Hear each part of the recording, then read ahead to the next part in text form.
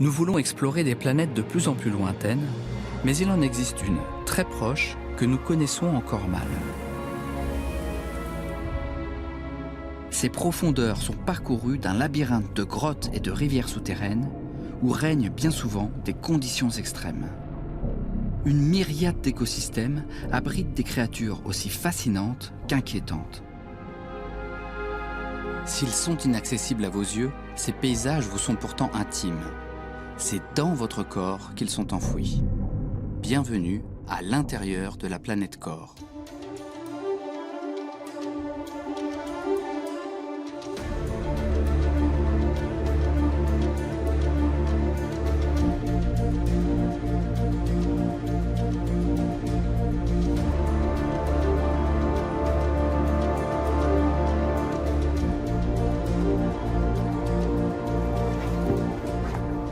Pour un écologue comme moi, qui étudie la nature et le monde vivant, notre corps est un fabuleux terrain d'exploration.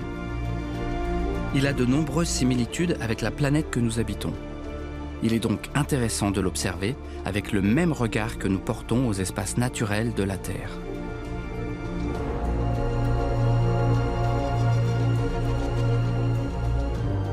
Nous allons plonger dans les profondeurs de notre corps, dans un univers humide, liquide, sombre. Là aussi existent des équilibres écologiques subtils et une biodiversité fascinante.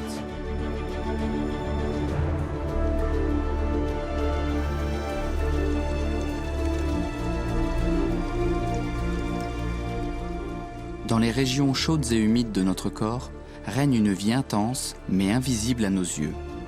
Pour la découvrir, il faut pénétrer sous la surface de notre peau. Nous allons y rencontrer des passagers clandestins microscopiques. Il s'agit des endoparasites, c'est-à-dire la faune parasitaire dont les écosystèmes se trouvent à l'intérieur de notre corps. Le plus souvent, les endoparasites choisissent la discrétion et pénètrent dans le corps sans effraction, en utilisant tout simplement les voies d'accès naturelles. Notre bouche est généralement la première étape de leur voyage. Cette cavité chaude et humide offre un biotope accueillant pour de nombreuses créatures, et tout particulièrement pour les bactéries. Des milliards d'individus en tapissent l'intérieur. Elles nous rendent de nombreux services en maintenant un équilibre chimique dans notre bouche. Le film bactérien qui se forme sur nos dents est saturé en calcium. En se dissolvant à la salive, il permet de lutter contre une acidité excessive lorsque nous consommons du citron ou du vinaigre, par exemple. Ce cocktail de bactéries s'accumule sur nos dents, se solidifie pour former des plaques de tartre. Comme des couches géologiques, elles emprisonnent les bactéries.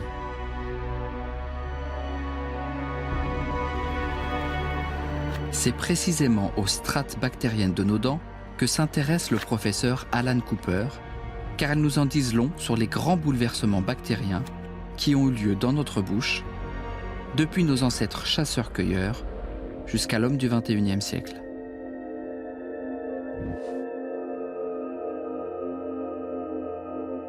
C'est effectivement la seule forme de bactéries fossiles qu'on connaisse vraiment. Elle préserve toute l'information sur les bactéries présentes dans la bouche d'une personne. Dans le laboratoire dirigé par le professeur Cooper, on exhume donc avec précaution ces bactéries fossilisées des dents de nos ancêtres. Nous voulions vraiment savoir quelles conséquences ont eu les grandes mutations que l'homme a traversées. La plus importante est sans doute l'émergence de l'agriculture, la révolution néolithique comme on l'appelle. C'est le moment où les céréales, comme le blé, l'orge, le seigle, ont été introduits largement dans notre alimentation. C'est là que les glucides sont devenus prédominants dans notre régime alimentaire.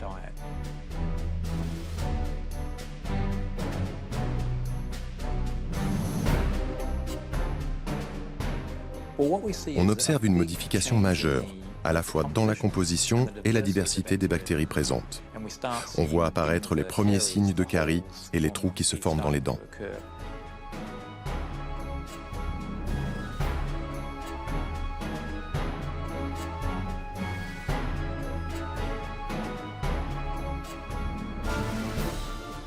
Ce qui est intéressant, c'est que chez les populations de chasseurs-cueilleurs, on trouve très peu de signes de carie dentaire.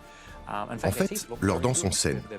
Bien sûr, elles sont usées et abîmées par l'absorption d'aliments bruts qui sont très abrasifs.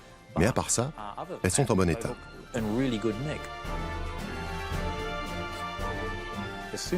Dans les collections des musées, quand vous passez de la période des chasseurs-cueilleurs à celle des premiers agriculteurs, les dents se gâtent terriblement.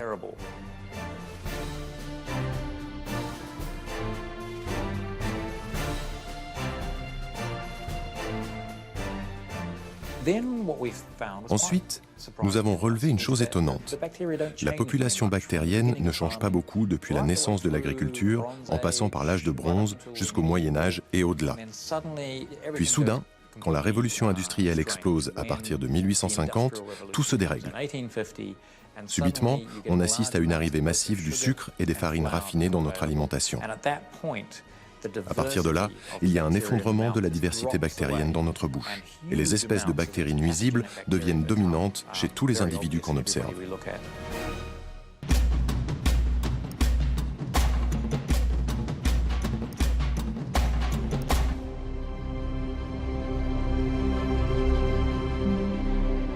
Mais notre bouche n'est que l'antichambre des gouffres qui parcourent les tréfonds de notre corps.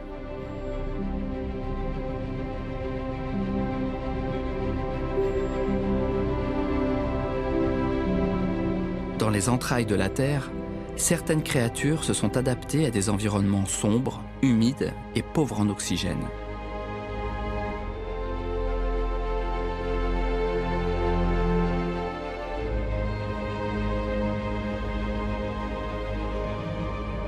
À l'intérieur de notre corps, des organismes vivants se sont, eux aussi, habitués à ces conditions particulières.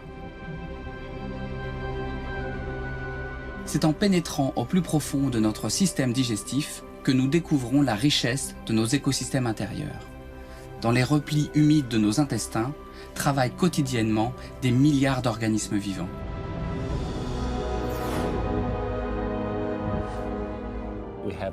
Nous portons entre 10 000 et 100 000 milliards d'organismes microbiens, qui sont surtout des bactéries intestinales. C'est 10 fois plus que le nombre de cellules de notre corps.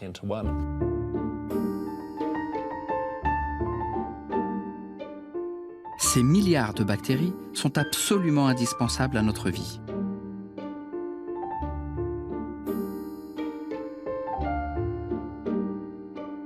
On estime que les bactéries intestinales remplissent plus de 15 000 fonctions distinctes au service du corps humain. Elles favorisent notamment la digestion des aliments, elles permettent l'absorption et la fabrication de vitamines essentielles, elles nous protègent aussi contre les micro-organismes nuisibles. En échange des services rendus, elles trouvent dans les profondeurs de notre système digestif la chaleur, l'humidité et les nutriments indispensables à leur développement. Les bactéries intestinales sont connues depuis longtemps, mais on commence seulement à prendre conscience de leur importance, sans doute à cause de notre aversion pour l'intérieur de nos intestins. C'est pourtant dans ces profondeurs caverneuses que résiderait la clé de notre santé et de notre équilibre biologique.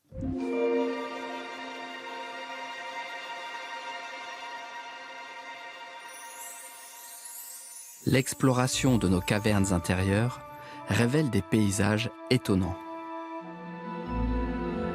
Les nombreux replis qui forment le relief de nos intestins ont une utilité.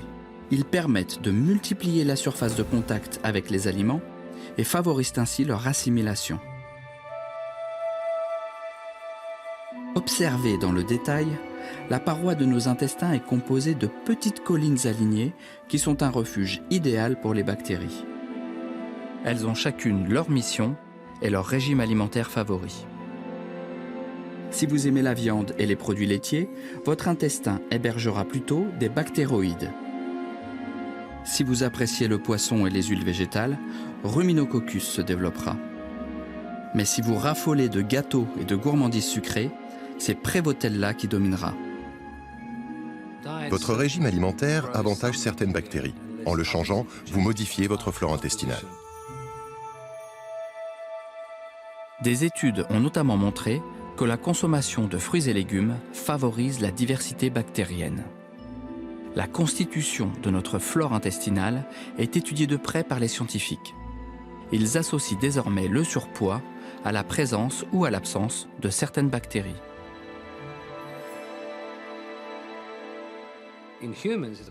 Chez l'homme, on a constaté que les personnes obèses ont une flore différente des personnes minces. On a par exemple identifié une bactérie qui absorbe une grande quantité de calories.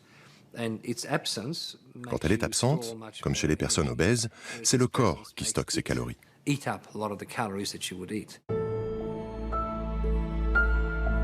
Comme dans la nature, la variété des espèces est donc essentielle dans nos intestins.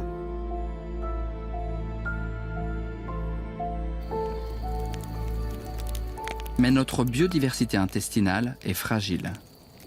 Comme le feu, capable de tout détruire sur son passage, certaines infections ou un traitement prolongé aux antibiotiques peuvent réduire en cendres la flore de nos intestins.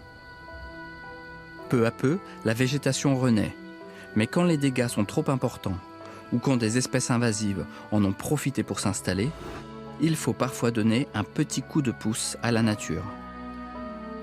L'idée consiste à réensemencer l'intestin avec de bonnes bactéries. C'est ce que fait le professeur Thomas Borody, qui a mis au point une méthode pour le moins originale, la transplantation fécale.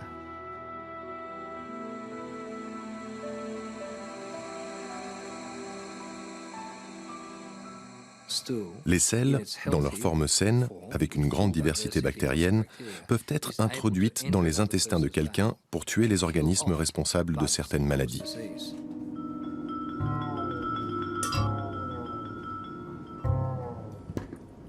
C'est repoussant pour moi comme pour n'importe qui, mais il faut reconnaître que c'est efficace. Par exemple, la bactérie Clostridium difficile a une spore, une sorte de petite boule, enduite, disons, de téflon. Cela rend cette spore indestructible par les antibiotiques. Mais par contre, la flore intestinale humaine peut la détruire.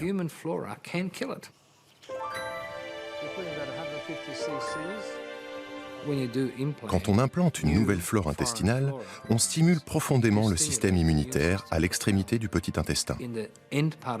Cela provoque une réaction des défenses naturelles du corps, dont on commence tout juste à mesurer la portée.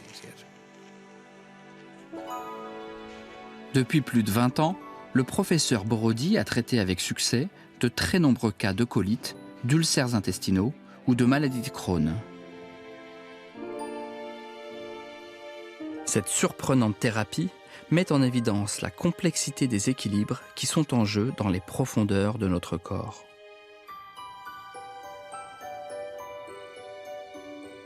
En raison des nutriments qui s'y trouvent et de l'humidité qui y règne, les intestins sont un milieu favorable à la vie. Les bactéries ne sont pas les seules à s'y sentir à l'aise. D'autres espèces bien plus imposantes y élisent parfois domicile. Les vers parasites.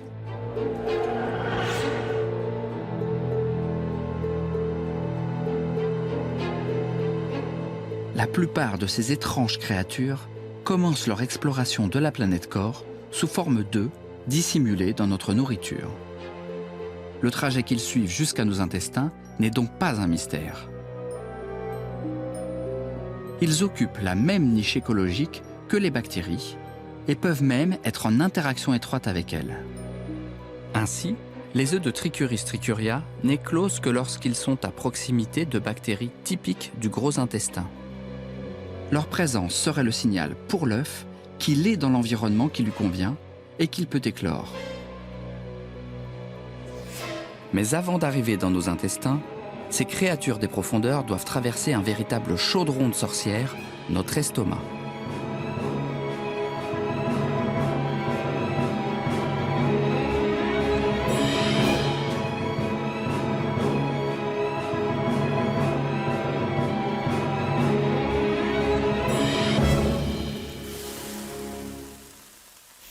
Contrairement aux apparences, le docteur Richard Folks ne prépare pas son petit déjeuner, mais une expérience.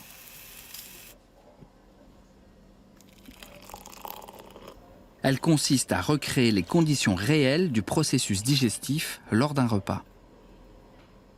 C'est dans sa propre bouche qu'il soumet les aliments à la mastication et à une première stérilisation par les enzymes contenues dans la salive. Puis il livre le résultat de ce pré-mâchage à son bébé, le model gut, une machine qui reproduit fidèlement les phénomènes mécaniques et chimiques de l'estomac. Ce robot, dont il est l'inventeur, permet d'étudier la digestibilité de certains aliments, leur rapport diététique, mais aussi la résistance d'organismes vivants au cocktail corrosif de l'estomac. Maintenant, je vais ajouter quelques œufs de parasites intestinaux, mélanger tout ça et l'introduire dans l'estomac.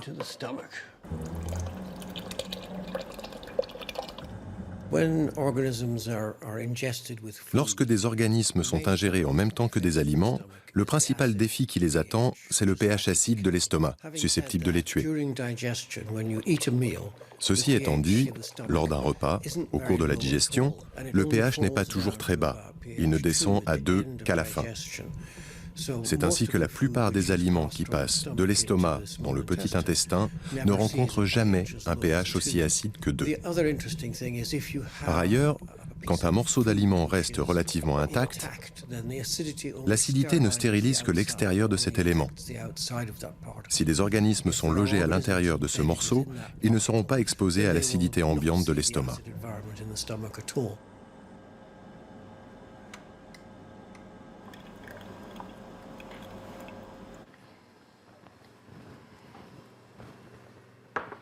On a maintenant notre repas digéré.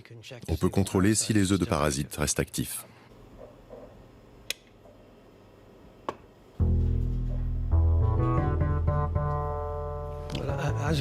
Comme on pouvait le penser, les œufs semblent avoir survécu. Si les vers parasites ressortent indemnes du bain acide de l'estomac, c'est parce que leurs œufs sont enrobés d'une coque protectrice. Ils arrivent alors dans nos intestins, où ils peuvent éclore et se développer en toute sécurité. Chaque espèce prospère selon sa propre technique. L'ascaris, par exemple, s'agrippe à notre intestin grêle grâce à de petites tenailles et se nourrit des restes de nos repas. Le schistosome, quant à lui, a une prédilection pour les vaisseaux sanguins qui prolifèrent sur les parois de nos intestins. Avec sa ventouse, il se colle à l'un de ces vaisseaux et pompe le sang grâce à son organe de succion.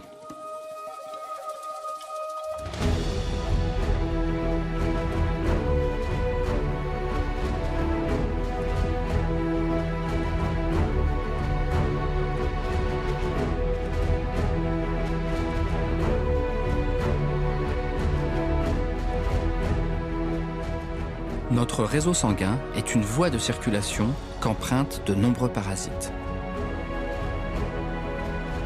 Mais ce voyage à travers fleuves et rivières de notre planète peut être périlleux.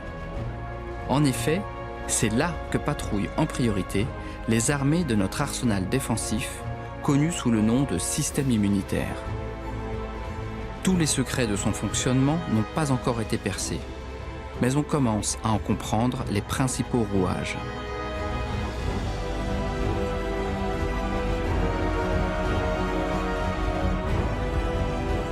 Certains globules blancs, les lymphocytes B, sont spécialisés dans l'identification des envahisseurs qui arrivent de l'extérieur de notre corps.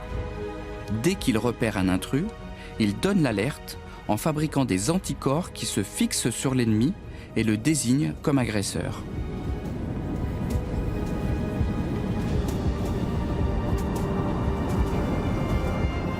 D'autres globules blancs, les macrophages, se jettent alors sur la cible identifiée par les signaux d'alerte et la dévorent.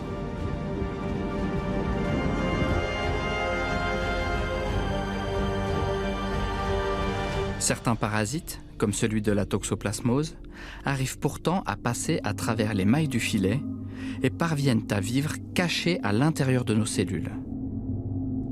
Le parasite de la toxoplasmose est un parasite qui a un succès énorme puisqu'il peut parasiter un grand nombre d'hôtes et on considère que près de 30% des individus humains, par exemple de la planète, portent ce parasite.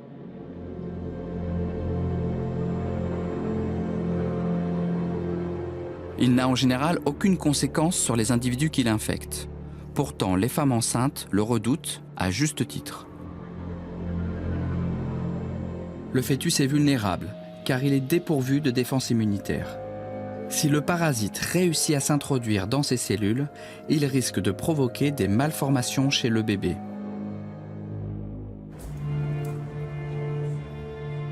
Comme nombre de bactéries ou de vers parasites, ce petit protozoaire s'introduit dans notre corps par les voies naturelles. C'est bien souvent dans les crudités ou dans la viande peu cuite qu'il peut se cacher. Pour madame, l'agneau. Merci. Et pour monsieur, merci, le bœuf. Bon appétit.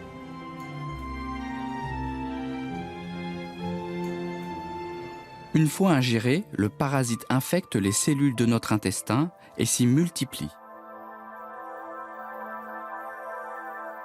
Les défenses de notre corps réagissent à cette agression, mais quelques parasites échappent à la riposte en changeant d'apparence. Pour notre système immunitaire, ils deviennent invisibles. On ne connaît pas toutes les techniques de camouflage de ce parasite, mais on sait qu'il peut déjà utiliser des globules blancs qui circulent dans le sang comme véhicule pour aller coloniser les tissus comme le cerveau.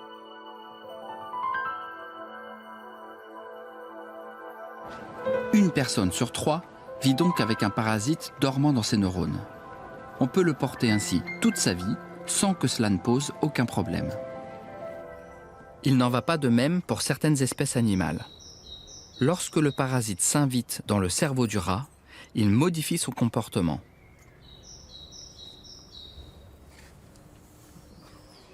Des expériences sur le rat ont montré que la présence de toxoplasma dans le cerveau des rats altère leur évaluation d'une menace et les désinhibe de la peur de leurs prédateurs.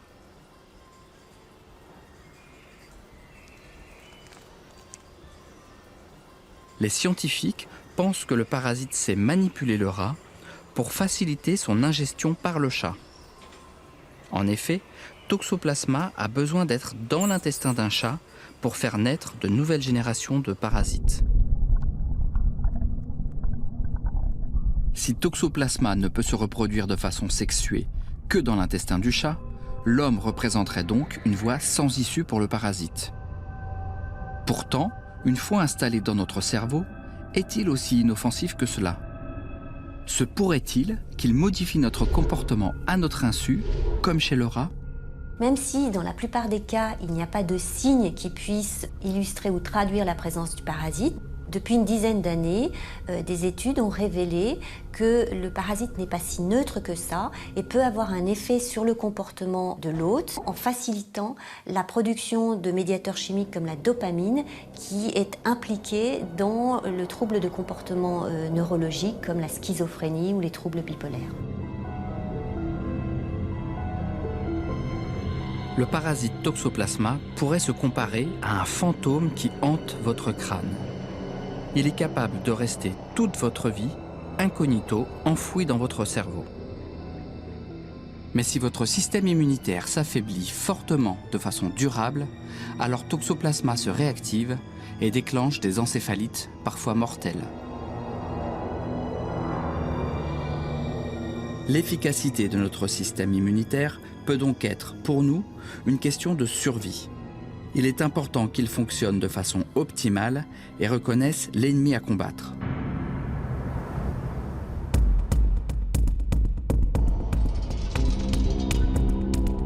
Pourtant, il arrive que notre arsenal défensif se détraque et se retourne contre notre propre corps. C'est ce que l'on appelle une maladie auto-immune.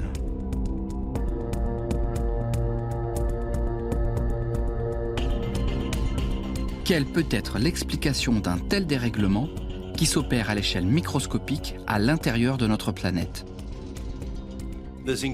Il y a de plus en plus de preuves que l'une des choses qui a changé, c'est notre relation avec certains organismes microscopiques ou parfois plus gros.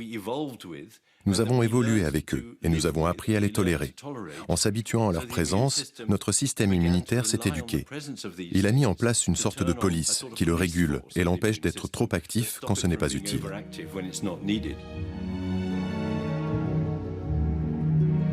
Ces organismes, qui nous habitent depuis des milliers d'années, le professeur Rook les qualifie de vieux amis. Leur disparition peut engendrer des déséquilibres.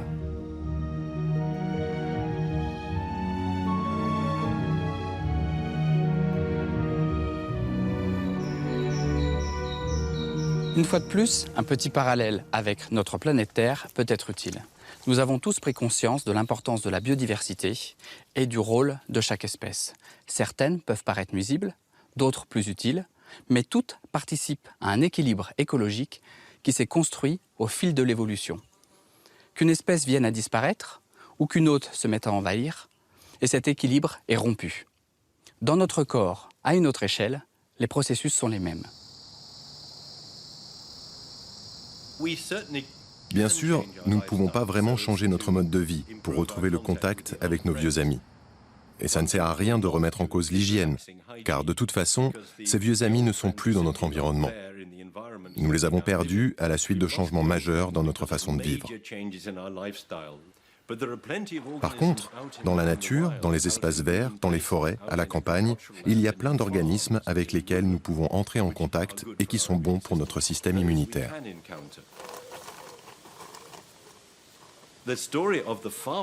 L'histoire de l'environnement agricole est particulièrement intéressante. Au XIXe siècle, quand on a commencé à identifier les problèmes d'allergie, on a observé que le rhume des foins sévissait surtout auprès des citadins, des aristocrates et des populations aisées, mais ne touchait pas les fermiers. Depuis, des recherches faites dans de nombreux pays ont prouvé à plusieurs reprises que si vous exposez un enfant à un environnement agricole dans les 2-3 premières années de sa vie, il sera beaucoup moins sujet aux allergies de tout genre. Il y aura aussi moins de probabilité qu'il développe des maladies inflammatoires de l'intestin.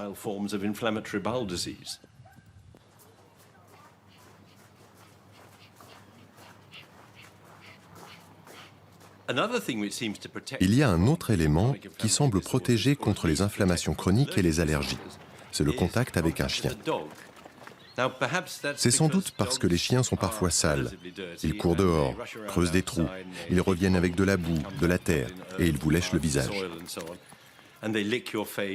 Souvent, les enfants jouent avec les chiens de façon très proche. Et même si votre enfant se lave après, il va entrer en contact avec de nombreux organismes intéressants qui viennent à la fois du chien et de l'environnement où il joue avec le chien. En se coupant d'un environnement naturel auquel il appartient depuis des millénaires, l'homme aurait aussi rompu les équilibres de son corps.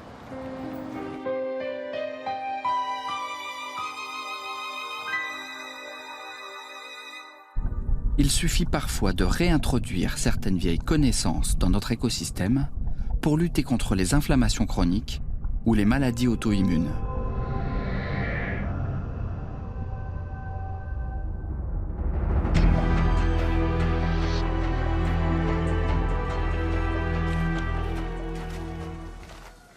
Des chercheurs australiens s'intéressent en particulier au pouvoir d'un petit ver appelé ankylostome. On le trouve dans la nature où ses œufs nichent dans les espaces humides. Et c'est sous forme de larves qu'il se fixe sur notre peau dès qu'une main ou un pied arrive à son contact.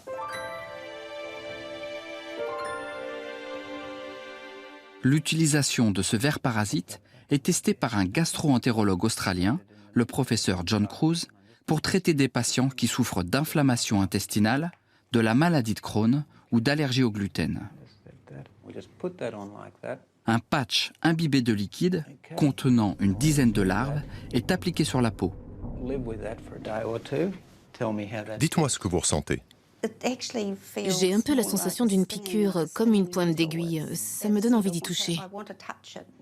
Je suis content que vous me disiez ça, car ça veut dire que les larves sont vivantes. Elles sont en train de pénétrer sous la peau. Elles font leur boulot. Et maintenant, elles font partie de vous. Les larves traversent la peau en quelques minutes, puis elles voyagent dans le flux sanguin jusqu'aux poumons. Une fois matures, elles remontent vers notre tube digestif pour finir leur migration dans notre intestin où elles se fixent. Pour ces essais cliniques, John Kruse travaille en lien étroit avec le parasitologue Alex Lucas, qui tente de comprendre les pouvoirs de ces vers.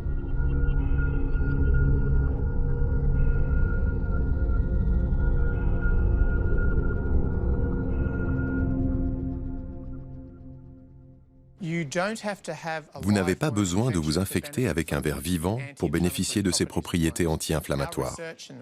Notre recherche a montré que si vous collectez la salive des vers et que vous l'injectez à des souris atteintes d'inflammation chronique, vous pouvez les guérir d'affections comme l'asthme ou la maladie de Crohn.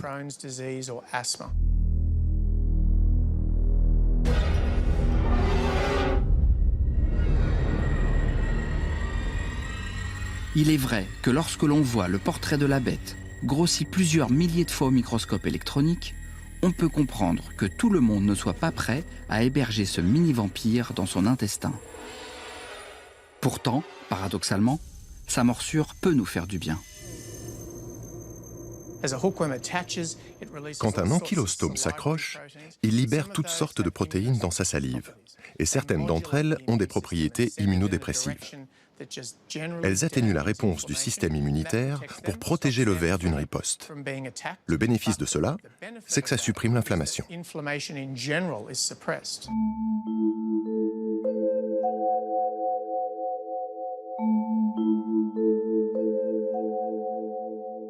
Mon objectif est d'identifier les molécules sécrétées par les vers qui ont un pouvoir anti-inflammatoire pour en faire des médicaments.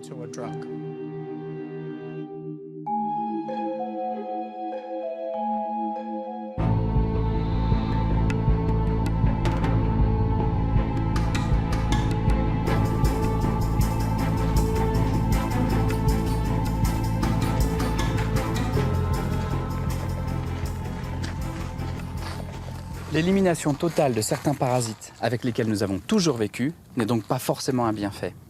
En effet, il se crée parfois un équilibre de la terreur entre micro-organismes. À notre insu, les minuscules créatures qui nous ont colonisés se livrent à des combats sans merci, dignes de films de science-fiction.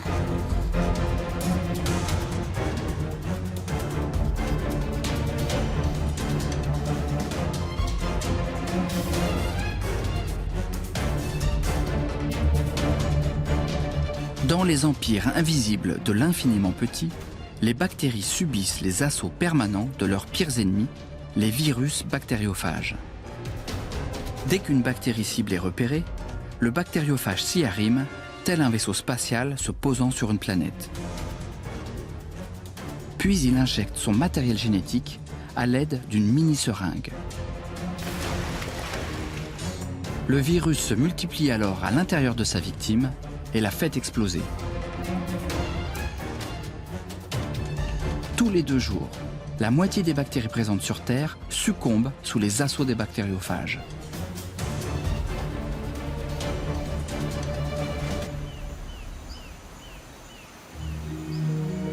Les virus bactériophages sont présents partout dans la nature. Ils traquent leur proie dans tous les milieux.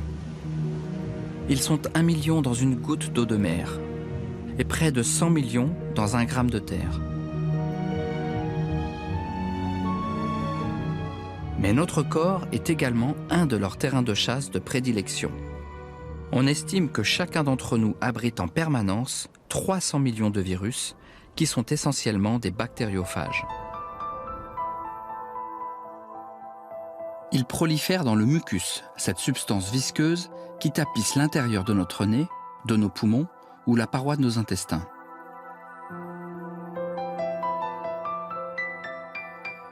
Les scientifiques pensent aujourd'hui que ce n'est pas un hasard si certaines zones de notre corps offrent un milieu propice à ces tueurs de bactéries.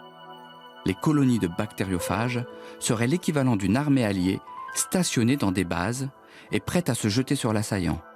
Autrement dit, chacun de nous ferait inconsciemment, bien sûr, l'élevage de virus destinés à assurer notre défense.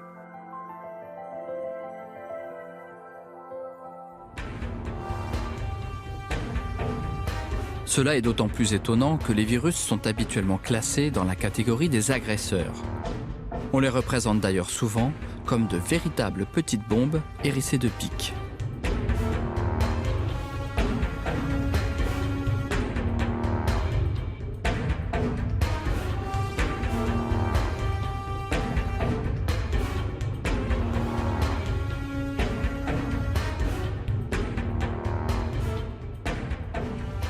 De toutes les créatures que nous avons rencontrées au cours de notre voyage sur la planète Corps, les virus nous entraînent aux limites du visible.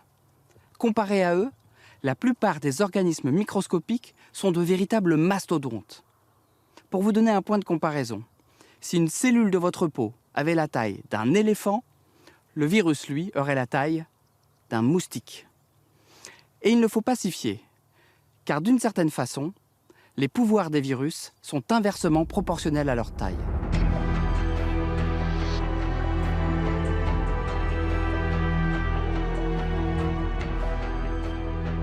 Les virus ont besoin de pirater nos cellules pour survivre. C'est ainsi qu'ils peuvent provoquer les maladies les plus contagieuses et dévastatrices que l'espèce humaine doit affronter. Rage, grippe, variole, Ebola, sida, autant de noms qui résonnent comme de terribles menaces. S'ils nous rendent malades et parfois menacent nos vies, certains virus, appelés rétrovirus, ont en plus le pouvoir de s'installer en nous de façon définitive. Un rétrovirus, c'est un virus très particulier qui a cette capacité tout à fait remarquable d'être capable de s'intégrer de manière précise dans les chromosomes, dans le génome de la cellule qui l'infecte. Au cours de notre évolution, des épidémies provoquées par des rétrovirus ont abouti à ce résultat surprenant. En infectant nos cellules, l'ADN du virus s'est intégré à notre propre ADN. Le virus est alors devenu endogène, c'est-à-dire qu'il s'est installé à l'intérieur de notre génome. Comme ce phénomène s'est produit plusieurs fois dans l'histoire de l'humanité, certaines séquences de notre ADN sont ainsi composées de virus. Près de 10% de notre génome est en fait constitué par des rétrovirus intégrés. Donc la trace de ces infections anciennes qui ont été transmises de génération en génération. Les structures endogènes que l'on voit aujourd'hui sont des reliquats d'infections auxquels on a bien entendu survécu, sinon on ne serait pas là pour les voir, pour les montrer en tout cas. Ce qui veut dire qu'en fait on peut réchapper à ces insertions et à ces infections. La nature a mis au point des mécanismes extrêmement puissants pour restreindre l'effet de ces insertions de rétrovirus. Assez rapidement, des phénomènes d'extinction de l'expression du virus sont mis en place, qui font que le virus est là, physiquement, il est toujours présent dans nos gènes, mais il ne s'exprime pas. C'est heureux pour nous, car les rétrovirus comptent dans leur rang des agresseurs aussi redoutables que les virus du sida ou de la leucémie.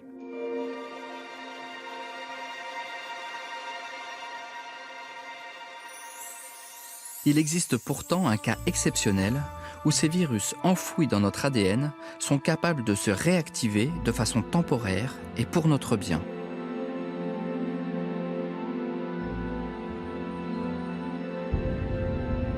Aussi incroyable que cela puisse paraître, notre capacité à enfanter est intimement liée à un réveil momentané de virus endogènes.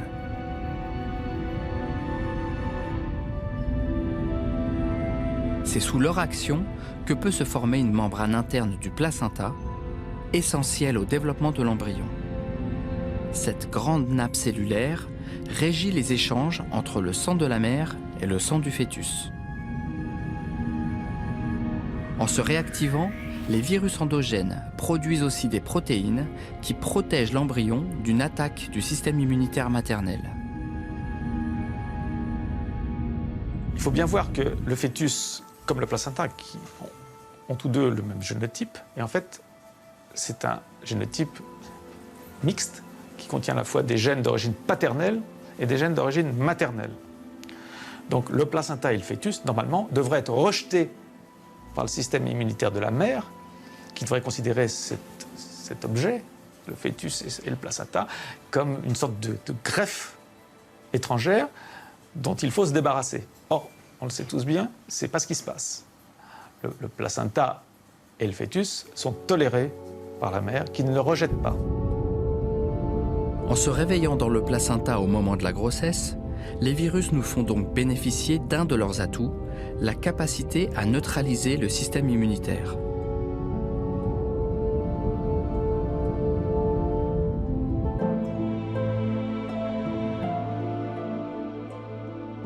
Pour conforter sa découverte, le professeur Edman a voulu savoir si le même phénomène se retrouvait chez tous les mammifères.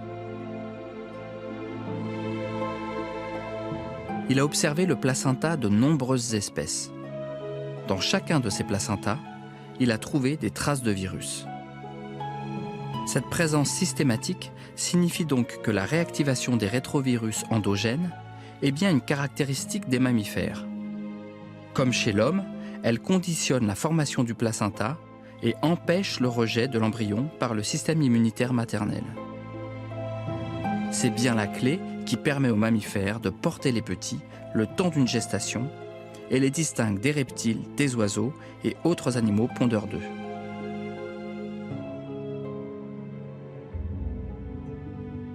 Il est parfois difficile d'imaginer à quel point nous sommes liés aux minuscules créatures qui nous habitent. Si les bactéries régissent les équilibres de notre corps et nous accompagnent dès notre naissance, ce sont les virus qui nous permettent de naître.